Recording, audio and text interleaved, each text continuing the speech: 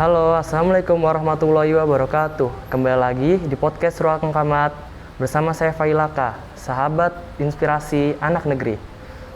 Pada kesempatan kali ini kita bersama Pak Gun dari SDN Grogol Utara 05 Pagi. Boleh perkenalan Kak Gun? Ya, Assalamualaikum warahmatullahi wabarakatuh. Nama saya Gunarjo dari SDN Grogol Utara 05 Pagi. Tanggal lahir saya tanggal 3 Agustus 1963. Dan saya sudah membina pramuka dari tahun 82. Ya. Oke. Tapi sebelum itu biar kayak sharing-sharing sama bicara yang lancar nih kan biasanya kan kalau di pramuka itu kan sebutan buat gurunya itu kan dipanggil Kak. Iya. Kak Gun mau Kak aja gak apa kan? Kak, Biar apa boleh. Oh ya, oke. Kak, santai aja. Oke, berarti Kak Gun ya. Iya. Yang kedua nih. Dan sudah berapa lama sih Kak Gun turun di dunia pramuka ini? Kalau masalah lama mungkin nggak bisa dihitung gitu ya. Saya karena dari tahun 82 itu saya STM kelas 2 sudah membina pramuka di SD Grogol Utara 01 Patal Senayan. Dan di dalamnya itu ada yang kemarin ada di proposal itu tuh Ari Kuncoro itu bekas anak didik saya. Oh. Dan Dewan Kota sekarang. Gitu. Iya. Kalau alasan Kak Gun turun di dunia pramuka ini, alasan utamanya kenapa ya? Alasan utama kan gini, dalam pramuka itu adalah kegiatan yang menyenangkan. Oke. Tapi membina atau menggali kreativitas anak itu sendiri. Iya. Jadi makanya saya turun dari sana itu tahun 1973 itu adalah Jambore Nasional pertama dan saya kelas 4, saya ada di dalamnya. Saya ikut Jambore Nasional tahun 1973 di Cibubur. Oke. Itu autodidak apa emang udah ada ituan? Oh, kita latihan. Kita kan ada pembina juga. Kita ada pembinanya. Dulu pembina saya adalah paman saya sendiri. Oke. Dan perubahan yang terjadi pada Kak Gun setelah ikut kepramukaan dulu secara autodidak itu apa ya? Kira-kira? Ya banyak sih ya. Dalam kalau di pramuka itu adalah kan membentuk karakter, membentuk kreativitas, membentuk keberanian. Ya istilahnya dalam konteksnya itu di pramuka adalah membentuk watak untuk kreatif dan disiplin. Itu yang pertama. Kalau dulu Kak Gun terjun di dunia pendidikan ini bisa jadi guru pramuka itu dari tahun berapa kira-kira? Yang saya bilang tadi, saya dari tahun 82 sudah ikut pembina pramuka. Oke. Iya. Yang saya dengar-dengar nih sudah pernah menjuarai lomba apa saja kira-kira? Kalau lomba kelihatannya mungkin adik-adik nanti bisa lihat sendiri di sekolahan saya tuh ya. Di setiap kelas itu ada piala dan hampir 95% adalah kegiatan pramuka. Dan kita pernah dapat piala yang 2 meter atau juara umum. Juara umum itu 4 kali. Oke. Itu kayak lomba-lomba gitu biasanya ikut di kayak lomba-lomba apa ya? Kalau pramuka gitu? Iya, lomba pramuka dalam konteksnya kan ada kegiatan dari sekolah lain mengadakan kegiatan umpama ulang tahun gugus depan dia kita diundang atau yang namanya banyak tuh. Ada pedang. Kalau pedang itu adanya di sana tuh di Pondok Pinang. SD yang dekat SMP 177 itu. Oke. Itu dulu Kak Gun itu kayak bisa ngajarin murid-murid di sini kayak ada ajaran khususnya apa gimana? Ada. Jadi sebelum kita jadi pembina, ini saya perlu cerita dulu. Kalau pembina pramuka itu ada namanya mahir dasar. Ada mahir lanjutan, nanti setelah mahir lanjutan baru KPD. Yang namanya KPD itu adalah kursus pelatih dasar. Iya. Nanti pelatih lanjutan setelah itu baru jadi instruktur. Tapi Kak Gun, yang penting Kak Gun menguasain metode kepramukaan dan Kak Gun jabarkan ke anak didik. Oke. Kalau yang pertama itu tadi contohnya kayak gimana itu? Maksudnya? Yang tadi pertama. Mahir dasar itu iya. ya. Mahir dasar itu latihan untuk bagaimana pembina itu dikasih tahu ya kayak sekolah. Semua kelas 3 umpama istilahnya dalam konteksnya ada mata pelajaran yang semua ada di pedoman kepramukaan. Ya kan dilatih bagaimana caranya itu bikin tali temali, bagaimana cara bikin istilahnya pioneering, pokoknya semuanya di situ kita dilatih. Tapi tingkat dasar. Iya. Dan dalam dasar itu istilahnya boleh kita itu. Kalau yang kedua itu contohnya? Sama, hanya lebih diperdalam. Oke. Itu tingkatannya kayak mahir dasar ke mahir lanjutan itu hanya diperdalam. Dan kalau mahir dasar itu dasar tapi semuanya sama, mahir lanjutan juga tapi lebih diperdalam. Semuanya gini. Contohnya kalau kita menjabarkan seperti dasar dharma umpama kayak di SD. Kalau di SD itu tidak pakai butir-butir. Tapi kalau udah masuk ke SMP, dia harus ada butir. Supaya yang dasar dharma takwa pada Tuhan Yang Maha Esa. Kalau di SD harus hafal aja bahwa yang pertama dasar dharma pertama itu adalah takwa pada Tuhan Yang Maha Esa. Tapi kalau di SMP karena sudah dewasa, sudah agak ininya sudah agak banyak ya. Nah, jadi istilahnya dia baru dijabarkan. Oke. Ya istilahnya kayak Pancasila lah. Dalam Pancasila itu kan kalau SD paling harus hafal 1 Tuhan Yang Maha Esa. Tapi kalau SMP biasanya kan ada butir-butir ya. Tuhan Yang Maha Esa itu harus seperti apa kan seperti itu. Gitu aja kan. Oke, ini kan kemarin ini kan COVID nih kan. Iya. Jadi kayak ada belajar di rumah gitu, kayak daring gitu. Ini Kak Gun nerapinnya gimana ya kalau misalkan kalau pramuka daring gitu? sama dengan mata pelajaran yang lain. Istilahnya kan konteksnya yang penting mereka siap, mereka mau, dan memang waktu itu pernah juga ada lomba daring tingkat selatan, PBS namanya, permainan besar siaga. Semua lombanya kita ngumpul di kelas, terus ngirim ininya seperti kayak lomba tarinya itu kita bikin di sekolah, baru kita kirim ke panitia. Gitu. Tetap sama dengan yang formal, guru-guru. Terus kayak misalkan nih, kan kalau dulu sebelum daring itu kan kayak ada eskul gitu. Nah sekarang kan udah mulai masuk kayak udah nggak daring lagi nih. Itu masih sama apa nggak? Masih kayak ada eskul gitu, pramuka? Ya kalau untuk sementara ini kan awal memang sudah 100% full yang masuk. Tapi kalau kemarin udah 2 kali Rabu, itu kita baru kelas 2 dengan kelas 1 dengan kelas 3. Jadi belum semuanya, tapi masih di kelas. Kita belum diizinin keluar. Oke. Itu berarti kayak kalau misalkan masih di kelas juga muridnya dibagi-bagi gitu juga apa enggak ya? Enggak. Kan sekarang udah komplit. Jadi enggak umpama 32 itu masuk ke kelas 1 nih 32. Ya itu semuanya di kelas. Karena memang konteksnya kan kemarin kelas 1, kemarin kelas 2. Jadi dalam 1 minggu itu kita putar.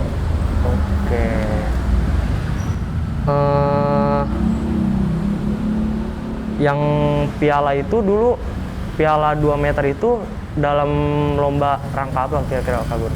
Pramuka itu yang mengadakan SMP 16. Iya, itu Sejabodetabek. Malahan kalau menurut panitia bukan Sejabodetabek.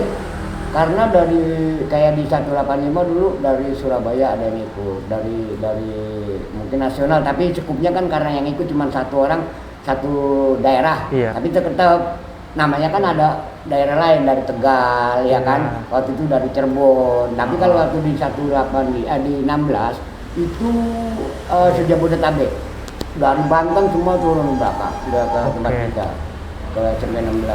Dan alhamdulillah anak-anak dengan semangatnya, dengan istilahnya kerja kerasnya dia juara 1 dan kita bawa piala yang 2 meter tapi bergilir. Bergilir. Udah bergilir. Berarti kalau misalkan piala itu sendiri kayak dibawa kan 2 meter tuh kan, pasti kan rada susah juga kan bawanya. Itu bawanya kira-kira gimana tuh? Kan ada dia punya kayak ulir, ada ini kita copot. Kita dirangkai lagi ya gitu ya. Itu kira-kira first impressionnya gimana ya? Udah bawa piala gitu, kayak apa sih kayak bisa jadi juara gitu. iya Jadi gini Pan, konteksnya anak-anak itu kamu kan tahu sendiri, Kagun cara membina untuk anak-anak, bagaimana caranya anak-anak itu senang, istilahnya kan gitu. Karena dalam formal Senin sampai Jumat itu adalah sekolah formal, ya kan, Iya. yang notabene anak-anak merasa bosan, tapi begitu dia masuk ke pramuka, Iya. karena merasa itu adalah relaksasi otak. Di pramuka itu jangan salah, relaksasi otak, ya. Jadi relaksasi otak itu gini. Tim inti dari 05 hampir 80% itu pasti dapat negeri. Tapi yang tim inti. iya Iya, karena apa? Karena dia mulai senang, merasa relaksasi otaknya ada. Jadi Iya. begitu dia hari Senin sampai Jumat itu formal, begitu masuk pramuka itu kayak orang pokoknya gimana semangat banget lah. Wah, besok pramuka latihan nah gitu. Jadi relaksasi otak itu harus. Oke, ya betul. Kayak misalkan nih Kagun kan, tadi kan katanya awal-awal masuk terjun dunia pramuka nih. Berarti kayak dulu itu pernah kayak ikut eskul-eskul yang lain nggak sebelum terjun ke dunia pramuka itu? Banyak. Saya pernah ngajar Palang Merah remaja. Itu di SMP 66 dari tahun 80 sampai tahun 90. Di SMP 66. Dan itu pelatihannya juga kita pakai pelatihan. Karena waktu itu saya terjun di PMI Palang Merah Jakarta Selatan, itu pelatihannya di Sampur. Iya. Di Tanjung Priok. Oke. Iya, dan Iya. kita dilatih dengan pembina PON DKI, namanya Bapak Yance. Iya. Itu 1 bulan di sana dilatih bagaimana caranya menyelamatkan orang tenggelam. Oke. Gitu. Kalau selain eskul-eskul itu, kayak tadi selain Palang Merah itu ada lagi? Kalau saya gini ya, dulu di STM itu memang istilahnya saya tuh lebih senang dengan alam. Di pramuka kan ada metode yang berhubungan dengan alam. Iya, betul. Iya, pramuka itu harus, itu identik. Ya kan, bukan dalam konteksnya alam ya, kayak bukan di hutan aja kayak orang naik gunung, bukan. Itu Iya, maksudnya betul. alam. Dalam konteks kalau kita keluar, itu kan namanya alam. Iya. Tidak terkontaminasi dengan tembok. Istilahnya kita iya. dibuka gitu. Betul. Iya. Kayak misalkan nih Kagun udah ikut ngelatih pramuka gitu kan, pasti kan muridnya kayak ada yang setiap kan kalau di sekolahan kan juga ada tuh kayak kita kan ini udah masuk sekolah biasa kan, Iya. kayak udah nggak daring lagi. Iya. Itu kan setiap Sabtu biasa ada kayak eskul gitu kan. Itu di sini di 05 ini masih ada nggak setiap Belum. Sabtu gitu? Karena kan selama COVID itu kita udah nggak ada kegiatan nih. Nah ini kan baru masuk nih. Iya. Jadi Sabtu kita belum ada kegiatan. Karena dalam konteksnya gini juga. Kita kalau dapat undangan dari sekolah lain mengadakan kegiatan, baru kita kontak anak-anak tim kita untuk latihan hari Sabtu. Tapi untuk sementara ini belum, karena kan baru 2 minggu kemarin Oke, kita iya, masuk betul. sekolah secara normal. Iya. Aku juga mau nanya nih di sini. Kan kalau pramuka itu kan banyak timnya kan. Iya. Di SDN ini di SDN 05 ini ada berapa tim sih? Tim pramuka ini? Tim pramuka kalau kita bentuk kadang-kadang kita punya 4 regu ya, 4 regu inti. Iya. 4 regu inti, yang putra 2 regu, yang putri 2 regu. Memang kalau kita cuma 2 regu itu hanya 16 orang kita butuhkan, tapi tetap kita bawa 20 karena 8 itu sekarang tim kita dalam 1 regu itu 8. Oke. Baru juga sekarang 8, kalau dulu kan 10. Iya. Nah kalau sekarang cuma 8, makanya tetap kita bawa 20. Jadi nanti ada yang kadang-kadang semua begitu mau lomba besok nih, ya kan hari Sabtu udah persiapan, udah fit mau berangkat, ternyata ada yang sakit. Nah kalau kita ada cadangan kan kita langsung bisa maju dan tidak akan timpang, karena dalam lomba itu kita udah dibagi per pos. Ya kan, pos 1 ada semapur, pos 2 ada morso, pos 3 ada sandi, Iya, pos betul. 4 ada PUK, pengetahuan umum kepramukaan, pos 5 baru ada pioneering, Iya, betul. ada tandu, baru terakhir yel. Yel itu memang ikon dari kepramukaan. Kalau umpama kita contoh gini Pan, di SEA Games itu ada lomba bulu tangkis, ada pingpong, ada voli, ada itu. Kalau dia istilahnya itu Iya. filosofinya, kalau dia belum juara bola, sepak bola belum juara umum. Karena itu jadi ikon dari setiap kegiatan olahraga. Nah kalau di pramuka Yel Oke, ya. itu Berarti kayak Yel itu udah jadi ikon di pramuka ya. kepramukaan. Konteksnya gini, supaya begitu ada lomba apa kan semua tertutup ya. Iya. Ya kan tertutup. Supaya ada lomba PUK, ada sandi, itu mereka adanya di kelas, ya Iya, kan? betul. Dan pembina tidak boleh lihat. Tapi begitu masuk ke lomba PBB dan YL itu Iya. baru semua turun ke lapangan. Panitia semua turun dan peserta boleh nonton. Jadi kan kayak ikon gitu, Iya, ikon betul, kegiatan. betul. Rame nih sekarang. Gitu. Oh iya. Kan tadi kan juga dibagi berapa tim gitu kan. Pasti kan juga campuran gitu, ada Ya, ada cowok, ada cewek. cewek Itu juga cara ngajarnya itu beda apa sama juga cara Tetap ngajar sama. itu? Tetap sama karena materi dalam kepramukaan itu tidak dibedakan cowok cewek, ya kan? Materi umpama 8 orang, cewek 4, cowok 4 itu Oke. tetap sama. Nanti tetap ada PUK-nya siapa. Itu nggak ada perbedaan. Semuanya ayo karena lu cewek nggak usah belajar, nggak sama. Oke. Dari materi lomba yang kita punya. Oke, berarti di sini juga kayak udah banyak banget ya, kayak piala-piala Banyak. menang-menang lomba gitu banyak banget ya. Makanya nanti tim boleh lihat setiap kelas ini ada nih ya. Oke. Ya kan di depan juga ada. Itu Iya. kalau nggak percaya itu punya buah pramuka, ambil aja satu. Itu ada lambangnya, ada tahunnya, ada tahun lombanya gitu. Oh, rata-rata juara berapa aja sih di sini pramuka gitu? Kalau misalkan itu? masalah juara kan gini ya, ada pos 1 sampai pos 5. Itu kadang-kadang kita bisa bawa 5. Kayak kemarin terakhir sebelum Covid, kita ngirim DKI itu hanya 05 ke Depok. Oke. Kita dapat piala seni budayanya, dapat piala Yel dengan piala pioneering Iya. di Depok. Makanya begitu disebutkan SDN Grogol Utara, udah pasti 05 yang juara karena nggak ada lain lagi. Oke. Gitu. Dan anehnya juga gini Pan, waktu lomba Yel itu, Iya. panitia juri kan ada 4 ya di meja. Ya. Tim lain waktu dia tampil itu dia di mejanya Iya. nulis. Tapi begitu 05 masuk, ditinggal itu bukunya. Diambil handphone, dibikin handphone, dia maju. Oh. Kamu yang lihat udah yakin, udah pasti menang. Oke. Karena panitianya aja udah nggak fokus di catatan, dia ngambil handphone, dinyalain handphonenya di jalan muter. Oke. Di lapangan ngelihat anak-anak 05 tampil. Iya, iya. Dan memang kebetulan begitu diumumin juara kita. Oke. Karena nggak tahu juga ya, karena apa dia lihat waktu saya lagi latihan, padahal kita udah di ini juga dari Depok, dari ini banyak banget di kayak di Iya. password gitu. Iya, betul. Nih kan di sekolah lain kan juga kayak biasanya kan pramuka itu identik sama kayak bawa tongkat gitu kan. Di sini kayak disediain apa muridnya pada bawa sendiri kira-kira? Gini, kalau anak-anak bawa sendiri. Tapi kalau tim inti itu saya Kagun yang menyiapin. Jadi Oke. karena apa? Kita punya pola biar tongkat itu seragam.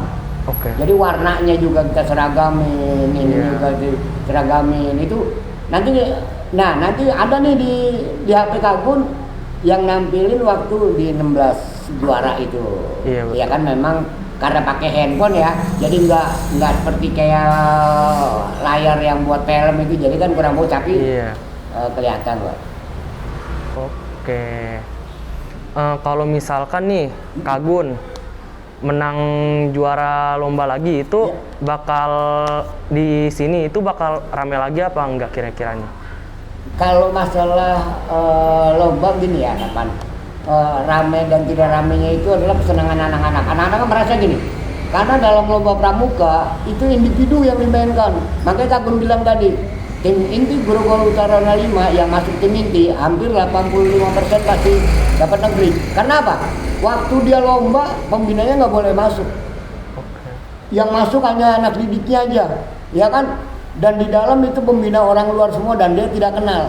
Begitu ujian, yang jadi ininya cuma 2, ya kecil, mentalnya udah menang di pramuka. Oke. Karena kalau lomba di pramuka kita masuk pintu gerbang, pembinanya nggak boleh masuk. Oh, iya betul. Boleh masuknya nanti kalau terakhir yang saya bilang tadi. Nah itu dia berhadapan dengan pembina lain, pembina panitia yang semua mereka nggak kenal. Ya kan otomatis secara fisik dia sudah dibina di mentalnya. Iya kan pembina lain. Begitu dia ujian, yang ini dua cuma duduk doang lagi nggak pakai teriak-teriak kayak pramuka, ya udah santai, udah menang. Jadi ngerjain soal juga. Itu kelebihan di kepramukaan. Karena dia merasa wah mentalnya udah kuat. Contoh kan, ada contoh anak di Kagun nggak usah disebutin namanya. Oke, ya. nggak apa-apa. Itu dari kelas 1 sampai kelas 6 juara umum. Dari kelas 1 sampai kelas 6 juara umum. Iya. Tapi dia nggak mau ikut pramuka karena dengan dasar gini, Kagun, anak saya nggak mau ikut pramuka karena dia, oh nggak apa-apa, nggak masalah kok. Iya kan? Iya. Itu kan kesenangan. Kita pengen menciptakan anak itu jadi pramuka, bukan kita paksa untuk jadi pramuka, tapi dia senang jadi pramuka. Begitu ujian nilainya berapa? 17,8. Wow. Iya. Masuknya di mana? Di SP, Sumpah Pemuda. Ini realita kenyataan. Oh, itu iya. juara umum dari kelas 1 sampai kelas 6. Tapi begitu dia masuk di SP karena memang dia pintar, dia juara umum, juara lagi. Akhirnya dipindahin ke negeri. Oh. Itu. Karena apa? Mental tadi begitu ada ujian, dia berhadapan dengan orang lain yang bukan iya, gurunya. Mentalnya yang sudah main gitu. Iya. Ya itu realita banyak kejadiannya. Contoh anak guru sini juga dulu seperti itu. Oke. Kak Gun kan di sini guru pramuka sendiri nih. Iya. Kira-kira sempat ada kayak perasaan apa ya? Bukan perasaan sih, bilangnya kayak iya perasaan kayak Jenuh bosennya, gitu ya? jenuh Oh, gitu. Saya kasih tahu kapan? Kamu bilang, mungkin kalau orang bilang kalau dipotong darahnya nih itu filosofinya, Oh, iya. itu darahnya coklat kali.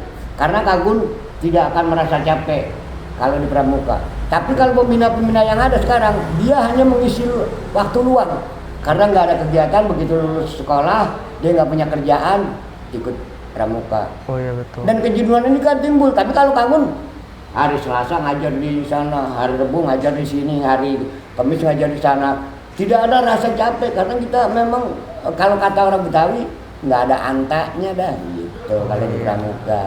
Jadi nggak ada merasa capek Bang. Karena kesenangan kita. Gitu loh, kesenangan emang di pramuka itu adalah kesenangan kita. Oke.